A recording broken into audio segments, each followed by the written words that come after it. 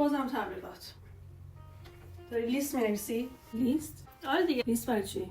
از این وارم مارکتینگ ها که مد شده. نه دارم کاری که برای امروز باید انجام بدم میان می‌نویسن اسم فک و فامیل و مزاحم میشن. میدونم چه مدل بیزینس های خیلی کلافه کننده است. اصلا کلافه کننده است. اون دفعه خواستیم دوره همی بریم با دوستامون کافی شاپی همین سر کوچه، گفتیم فلانیو دعوت نکنی و هم که خودت میدونی اصلا میاد تمام این مجلس رو میگیره دستش و بیزینس فلان. بابا ولمون کن، بذار دیدنی کنیم، به ما چه که تو بیزینس داری. هم دیگه دعوتش نکنی. بابا میاد تو صورتت، تو پوستت خشکه، تو این کرمی که من دارم مناسب پوست توئه. ولمون کن بابا، مگه میخوام کرم بگیرم میرم فروشگاه.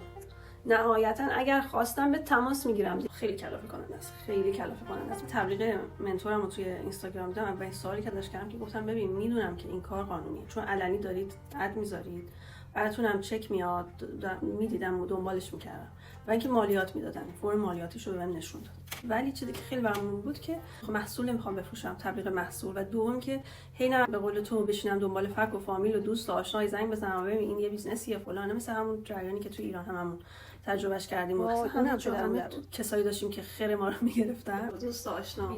اینجوری نیست. اینجوری نیست ها. اصلا تو نیاز نیست که بخوای، در واقع میدی به متا، میدی به پلتفرم، میدی به فیسبوک، میدی به پلتفرم‌های آنلاین، میدی به اون بسته رو میبرن تبلیغ تو میدن. حالا اصلا من دوستای صمیمی مثلا نمیدونستم من کارم چیه، فقط استوری ما نگاه میکنن، گهگاهی هم یه سوالی بکنن نکنن، دقیق نمیدونن، چون اصلا بهشون نرفتم زنگشون بزنی و بگی کارم اینه و ها. آره خیلی خوبه. تبلیغ تو میدی به متا اینها پلتفرم‌ها، چه تبلیغی رو مثلا چی میسازی؟ چی رو میدی؟ تبلیغ استارت یک بیزینس آنلاین برای خودت.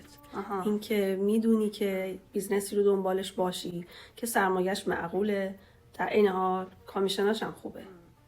این که آزادی زمان داری، این که واقعا کسی نمیاد خیرتو بگیره. چرا وبینار شرکت نکنی؟ چون در سر ساعت نباید توی تایمی باید بری، مگر اینکه برای رفع اشکال بخوای با کامیونیتی ایرانی زوم میتینگ داشته باشی، ولی در کل همه اینا ریکورد شده است. درسته.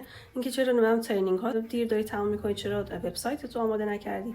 تو هفته های اول من خودم میرم هی به بچه‌هایی که تازه ورود میکنم میگم کمکی، سوالی اینا نیست، اگر نیاز داشته باشین من هستم. ولی اینکه دیگه بعد از 6 ماه 1 سال هیچ فعالیتی نکنه، اختیار به خودشونه، عاقلن، بالغن و واقعا این کسب و کار مال تو. اینکه به قول تو نیازی نیست بری لیست بنویسی، فک و فامیل و دوست و آشنا اینا رو بنویسی بعد به یکی شغل. تجربه بچه‌هاست همینو میگن میرفتیم مینوشتیم، دوستم این شغلشه، این شما تلفنشه، این آدرسشه، میکنن آدم پتانسیل یک بیزینس رو داره نداره، بعد حالا زنگش بزنیم به بهانه عصرونه خوردن دعوتش کنیم. این واقعا یه ذره نمیام اشکالی داره ها، من سازگار نیستم باشون، به خاطر همینم اینو انتخاب کردم. هیچ وقت از بیزینس چیزی نگفتی، ولی خب من میبینم گهگاهی میام خونت این لپتاپ و اینات هست، تو همون جوریه، یعنی هی بشیم لیست بنویسی. نیازی نیستش که بخوایم مزاحم دیگران بشیم. ما پلتفرم آنلاین رو داریم که به صورت نامحدود میره اون تارگتی رو که مشخص میکنه داره اسکرول میکنه، یه دفعه تبلیغ تو میبینه، ببین میتونی توضیحات بیشتر بدی و بقیه محتوا تو همینی که من الان توی صفحه میبینی.